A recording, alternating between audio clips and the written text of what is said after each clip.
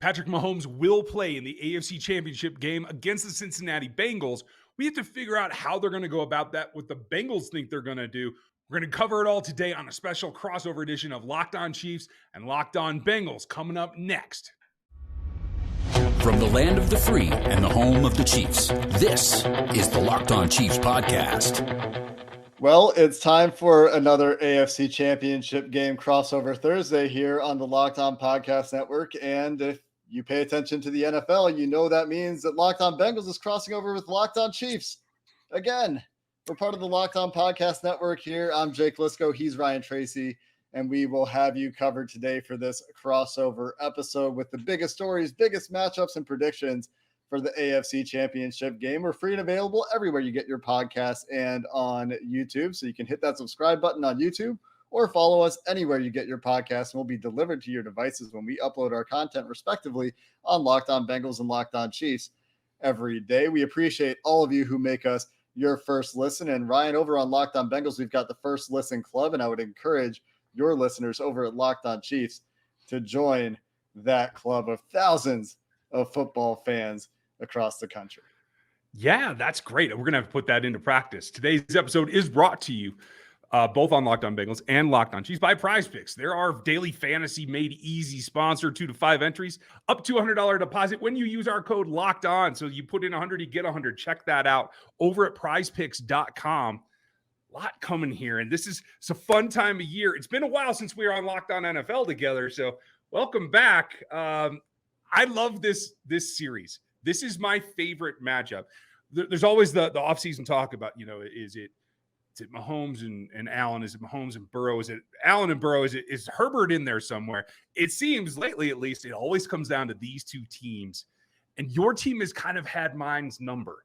I think it's really interesting because when you hear national media talking this week, there's no way that the Chiefs on a bad wheel by the quarterback can even compete, yet it's been 3 3-point games. Like, how are you feeling about what the hype is versus the reality?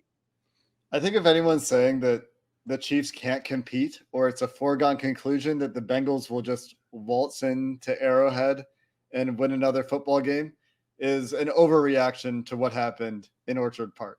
And I think that a lot of it is because no one expected the blowout in Orchard Park.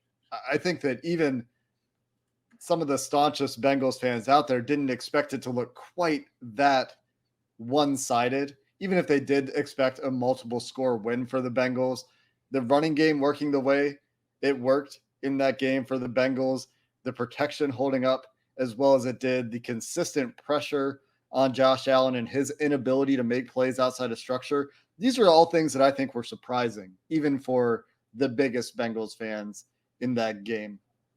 And regardless of Mahomes' ankle injury, as it sounds like he's going to practice on Wednesday, according to Andy Reid and himself, Patrick Mahomes, in his presser, if I'm the Bengals, I'm preparing for Mahomes as if he's going to be 100%, and then I'll adapt from there. I'm not going to go out there and say, let's prepare for a diminished mobility Patrick Mahomes or whatever it is. You obviously have a plan B if he really can't move, because I think that does change the way you approach the game.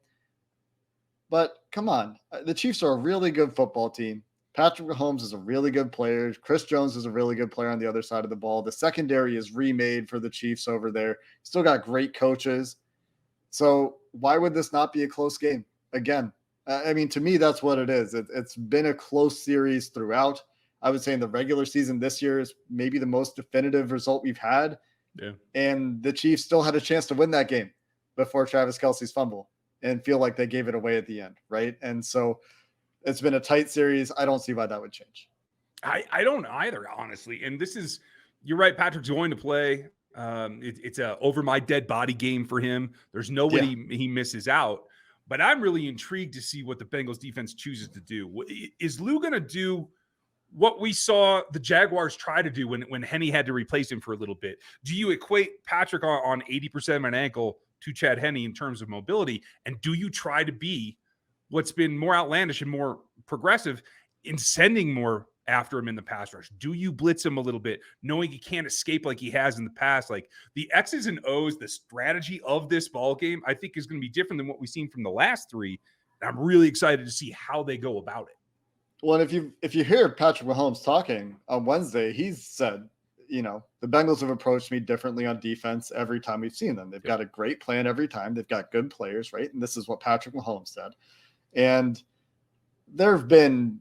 I think there have been some consistent elements to Lou Anarumo's approach to Patrick Mahomes. There have been the drop 8 elements, right, which still caused Mahomes problems when these teams played this year. I think he was 1 for 5 on 8 dropbacks in the regular season game this year. But Anarumo last year in the playoffs wasn't afraid to dial up 0 at times. And this year, I think, still in the regular season, wasn't afraid on third downs in specific to send pressure until Mahomes started beating it consistently kind of in the second half of that game. So you're right. I think that is one of the more fascinating aspects of this game, when there are a lot of stories to talk about, right? Everyone wants to talk about Mahomes Burrow supremacy, which is ridiculous because this is a team sport and the outcome of this game doesn't tell you which quarterback is better. And also it doesn't matter, which I'm on a bit of a soapbox here, right? Okay. Step up. And I was there on Twitter last night too, which is that I don't care about the ranking conversation. It's not very important to me. Both quarterbacks playing at an extremely high level. I think Joe Burrow playing at a near perfect level for the most part for the last 10 weeks, like just in terms of his processing, getting the ball to the right place with the right ball placement consistently on time has been pretty incredible. But both these guys are really good. So you got that storyline, the quarterback storyline. You got the 3-0 Burrow record against the Chiefs storyline. You got Burrow head and disrespect for the Kansas City Chiefs at home now after the Bengals have been disrespected. Now the Bengals fans are disrespecting the Chiefs. All these storylines you're hearing Travis Kelce talk about on his podcast with his brother. Ryan, I think this is a fascinating game, both from a narrative perspective and an X's and O's perspective. But I'm curious, from the Chiefs side of things, you're more closely following the team, of course, in Kansas City and the fans that follow that team in Kansas City. What's the feeling around Patrick Mahomes' injury? Is that the biggest story? Is disrespect coming from the Bengals fan base and, the Burrow head comments and all these things? Is that playing into things in Kansas City? It is for the fan bases. The team's oblivious. It's blinders on. It's trying to figure out what's the thing that flips it from these narrow margins against the Chiefs to be a narrow margin for them in this particular outcome. There is definitely a revenge factor for the team from last year's championship game. There is definitely why do they have a block that they seem to get the better of us over and over? Because, the fan bases want to argue about whether it's disrespectful or not. The fact is the fact. The Bengals have won 3 times in a row, and there's no excuse for that. You have to get to the point where whoever has to be accountable in the Chiefs locker room has to be accountable. And that's the one thing that I do feel that we'll probably talk about what this season has been for the Chiefs and expectations. A lot of people pick them not to be back in this situation against the Bengals this year. But that whole thing has been who picks up the slack, who can be the next X factor, who can be the next guy that sets something over the top in a positive way. They have improved a couple of areas that we'll have to touch on the defensive side as well. That's going to be, I think, the key difference when holding the ball. Maybe not as much as we think it is, but it's going to be a factor. I think we'll get into all those head-to-head matchups here in a little bit. But I've got to tell you guys, NFL playoffs are here. And a word from our newest friends over at FanDuel. We're really excited about our new sports betting partner on Locked On because they are the number one sports book in America. It is FanDuel. And if you've been on FanDuel, it's even better. They've got so many great features and things that make different ways of betting fun and easy. That's the key. For new customers right now, you can join today and you get $150 in free bets guaranteed when you place a first $5 bet. Super simple. Just sign in to FanDuel.com/lockedon. You can see it down here below. FanDuel has all your favorite bets from money lines to point spreads to player props. And you can combine them all into a same game parlay, which should be rife with opportunities here in this AFC Championship game. Plus, you get to combine them all and make everything come out the way that you want it. It's a safe app. It's secure and super easy to use. So don't miss out. You just have to place a $5 bet to get $150 in free bets. Win or lose, doesn't matter. FanDuel.com/lockedon. Make every moment more with FanDuel, the official sportsbook partner of the NFL. Ryan, I think some of the matchups in this game, as we get to the key matchups portion of the show, are fascinating. And we've talked about a little bit of it with the Lou Anarumo, Andy Reid, Eric Bieniemy chess match when the Chiefs have the ball. The one big difference this time is that Joe Thuney's playing and that Kadarius Toney is playing. There's been a change at the cornerback position for the Kansas City Chiefs since these teams met in the regular season. Meanwhile, the Bengals have a remade offensive line. Jamar Chase more than one game removed from his hip injury, which was a big return for him. I think that the Bengals generally, in some senses, are healthier outside of the offensive line than they were the last time these teams played. But Mixon's back as well, right? Mixon being a big part of that. Yeah, for sure. How big of a difference is that? What's changed for the Chiefs since the last time these teams played from a personnel perspective or a schematic perspective that you think could play up and be a big factor this weekend? It's been a lot of maturation. Like you said, there's a corner change in particular.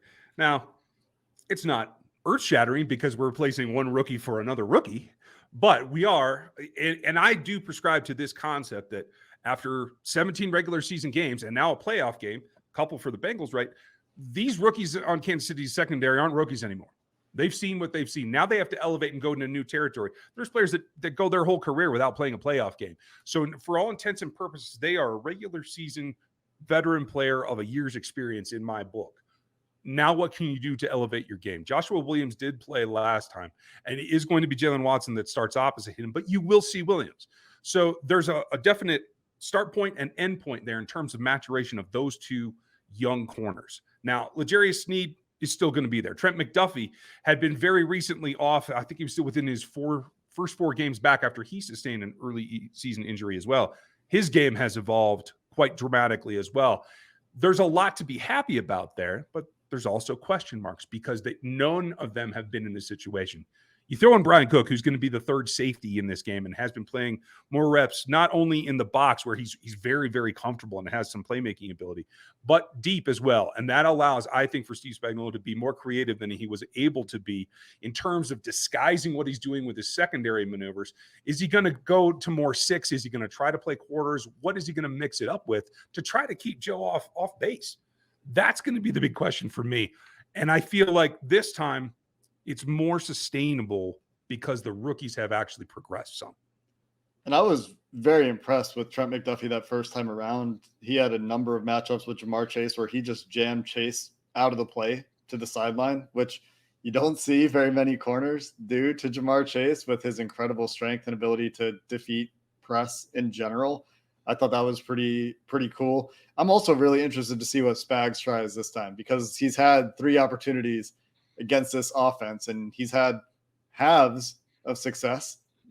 This year, not so much, right? Last year had a couple halves where he was able to slow things down. The Bengals offense, of course, making major strides this year as well. They're no longer the 9-8-9 sail inside zone team. They're running a variety of concepts in the running game. They've really evolved their passing game. I think they've evolved a ton pre-snap as well. So there's really chess matches all over the place here that you could look at. But one of the big just individual player matchups that we're looking at, I think outside of that secondary that you just talked about, and I would say that 6 probably isn't the answer for Spags against Joe Burrow, who's just been tearing up cover 6 all year, is Chris Jones, who disappeared when these teams met in the regular season, had one of his worst games of the season. Talked to Sam Monson from PFF about this a little bit on yesterday's show on Locked On Bengals, and is there a little bit of a one-man show kind of deal going on with Chris Jones? Is that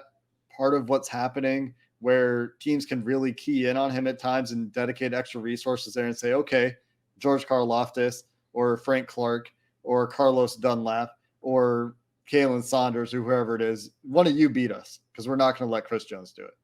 That's going to be the real question. I liken it to an older movie. It's not that it's a one-man show, but you know those old band pictures, the posters he has put out where like the guitar player's out front and he's in total focus. The rest of the dudes are just kind of fuzzy in the background. That's definitely what's going on here. Somebody's got to step into focus to be that next guy up. And I really do think that there's multiple opportunities. It's partly due to, and I'm still kudos to the offensive line unit for the Bengals from last week for putting that together. I did not expect that performance. Can they do it 2 weeks in a row? And do they have to dedicate more than in a diminished line? Do they have to dedicate more than just a double team to Chris Jones? Chiefs have experimented with a number of ways, alignment-wise, rules-wise, and showing not only simulated pressure, but real pressure to enable Chris to get singled up. And so if they are able to continue that trend, which I think, especially against the preparation of the Bengals, is going to have to take some unique looks, some new things. If they can continue that I think not only can he get home, but that is also going to drive some attention. There are a number of other contributors that can do it. Who it will be, we really don't know. The rookie Carl is finished. Go ahead. Sorry, Ryan. I was just going to say on the Bengals side of things, I think that you've seen, while there might be some physical drop-off in some of these players from the starters, you've seen a big evolution this year in terms of the mental mistakes. Last year, there were a lot of free runners getting after Joe Burrow, a lot of mental mistakes on the offensive line. This year, I think that's mostly been cleaned up. And you've seen a lot of teams trying those simulated pressures, stunts, things like that to try to free up runners or get those one-on-one matchups. And of course, they always work from time to time. Like, you always will get one at some point, even against the best offensive lines. Usually, you're going to have one rep a game or something like that at least, right? But I've been pretty impressed with the way the Bengals have evolved mentally in pass pro this year. So I am interested. Like you said, it will have to be something different, because I feel like teams are really throwing the kitchen sink at the Bengals this year because they were the Super Bowl team last year, right? And when that happens, as you know, teams will do more things to prepare for you defensively when you're an offense-driven team like the Chiefs and the Bengals largely have been. And, at this point, there's a bit of a divisional feel to it, right? Fourth time in 2 years. And I think this is an interesting storyline to things where these teams are, for non-division opponents, playing each other a lot. Yeah, I agree. And I agree with you, because I think the preparation has changed. I don't think Carlos Dunlap can expect to be unblocked in a goal line situation again. That's not going to happen again. And you have to don't call the jet sweep to Trent Taylor there next time. Maybe not, just saying. But, everybody learns. You got to try it out, right? It's especially when you have this kind of back and forth, like there's always little looks. You got to keep exploring how you can exploit your opponent. And I get that. But I do think it's going to be tougher in the trenches. Can they do something on the Chiefs side that they haven't shown yet? It's been a very, very controlled game plan, and how much they let out of the bag on both sides of the ball. Andy's always got a deep bag of tricks on the offensive side, but Spag has not done a ton that you haven't seen him do year after year. So there is something coming. I just can't tell you what it is. Yeah, it's going to be really interesting. The last matchup that I think is interesting to me in this game that we haven't talked about, obviously there's the return of Kadarius Toney. There's dealing with Travis Kelce. These are the same as they've always been. Kadarius Toney, not so much. Travis Kelce, the same as ever. Patrick Mahomes, still the same quarterback that he's been for this year. Mobility questions.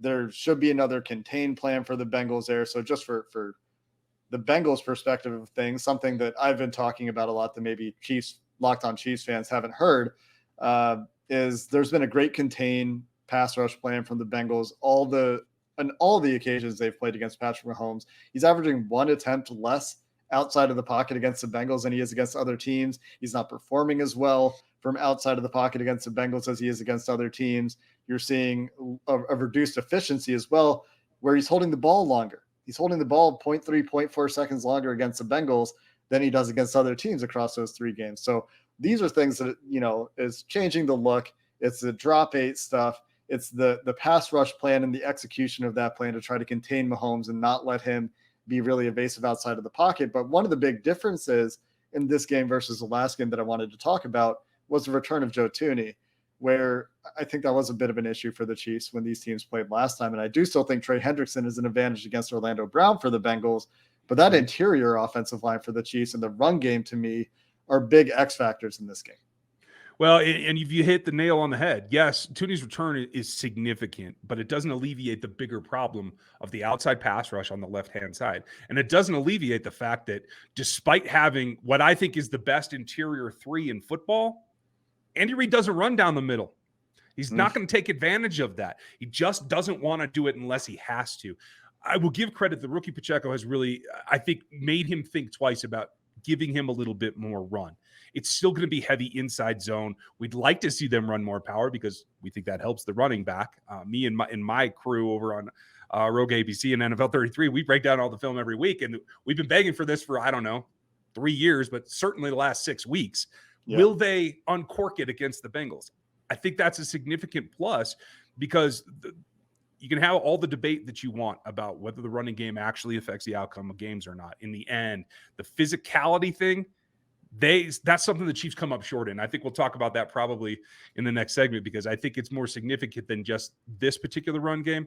But if they can do that, you have to protect Mahomes because those outside the pocket throws are likely not going to be part of the plan this week.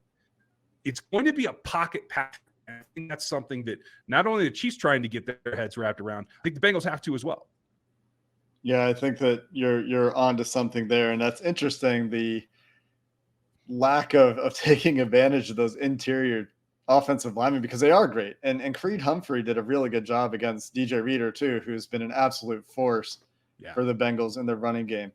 Let's get to some predictions, Ryan. I want to get your take on some X factors in this game as well and see if you have any other thoughts there, because I do think the running games, well, what are you going to say about running games that hasn't been said versus the efficiency of a passing game and what determines the outcome of games? I think that those are a factor that I want to get to a little bit as well, but let's get to predictions too. That's what we do on the crossover episodes. Right. We'll finish the show there coming up next.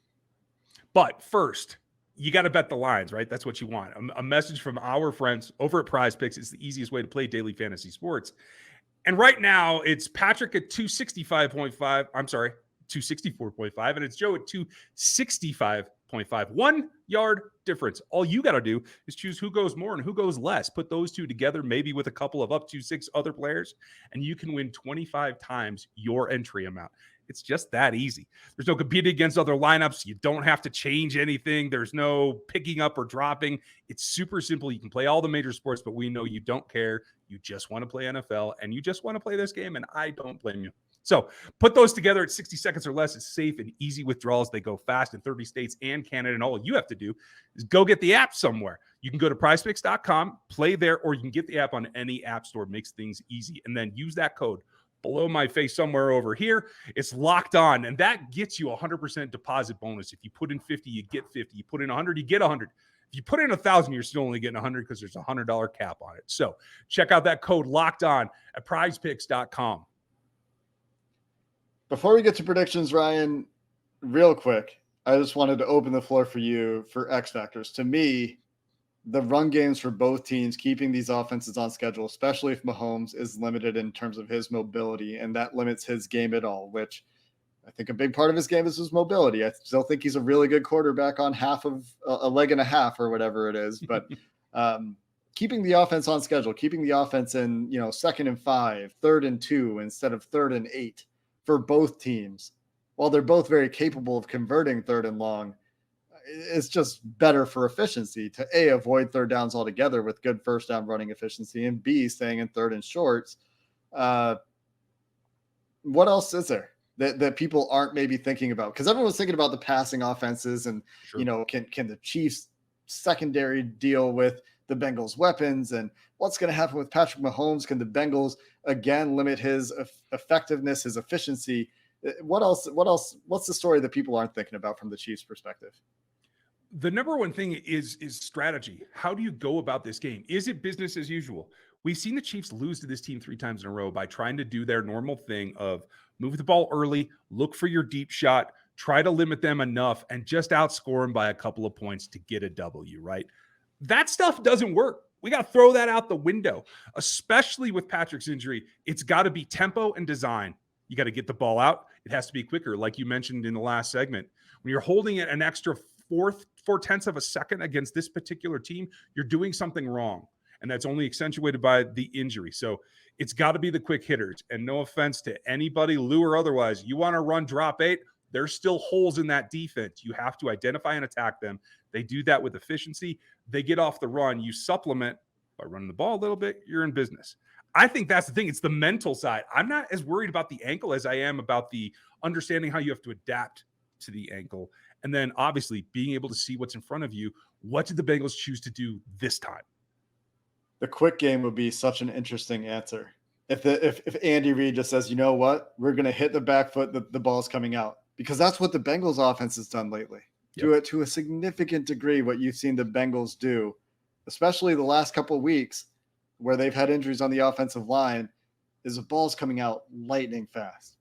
And you know that Patrick Mahomes is processing at a level that's comparable, equal, better, whatever it is. It's in the ballpark of Joe Burrow. Part of his superpower is his ability to see the field, is his field vision, is his ability to understand coverages, regardless of whatever funny stories there were a couple of years ago about him not knowing coverages. Wasn't that a thing? A ridiculous thing?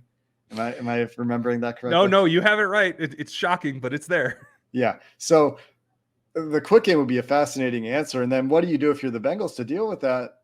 I still think it's a drop 8, to be honest. You try to get guys into the throwing lanes. You try to make him pull down from that first read, try to figure out where he wants to go with that first read, take that away. But you're right. I mean, when these teams meet, it is consistently such an interesting battle of wits between the coaches. Ryan, I don't remember if you're a prediction guy. I am not a score prediction guy, so we might be wanting for predictions here a little bit. But no, I'll give you one. It's been 3 in a row for the Bengals against the Chiefs.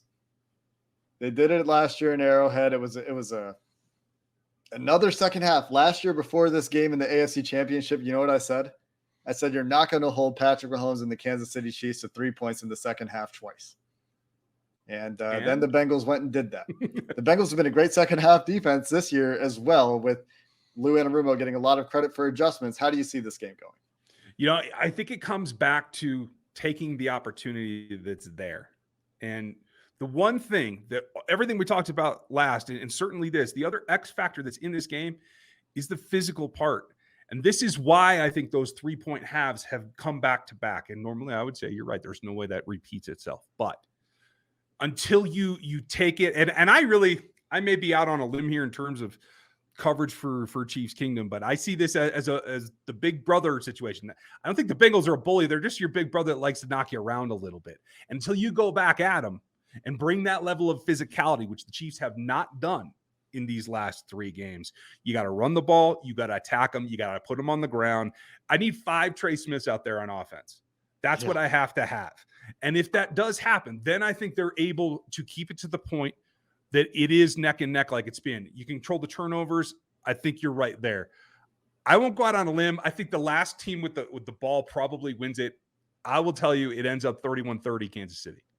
Yeah, and I, of course, would expect nothing less from a host of Locked On Chiefs. I mean, you can't pick against the guys you've been covering in the AFC Championship game. I get that. Look, I think that there's no reason that this game will be terribly different from the other games these teams have played. I think no team has any reason to be afraid of the other team. These teams are not going to back down from one another. I think that there are some very interesting matchups. Jamar Chase has been a bit of a nightmare for Kansas City, right? And Trey Hendrickson this year, a bit of a terror in the regular season game. He's dealing with a broken wrist too that he's been playing through for 4 weeks now. So hasn't seemed to diminish his effectiveness too much. And they've seen some guys step up in the defensive trenches too. The trench battles will be interesting. The X's and O's battles will be interesting. And we'll have more as we prepare for this game on Locked On Bengals and Locked On Chiefs. We'll have game previews, of course, coming up. We'll have you covered after the game as these teams once again will duke it out for AFC supremacy and a trip to the Super Bowl. Ryan Tracy, thanks for joining us from Locked On Chiefs. I'm Jake Lisco from Locked On Bengals. This has been Locked On NFL Crossover on the Locked On Podcast Network.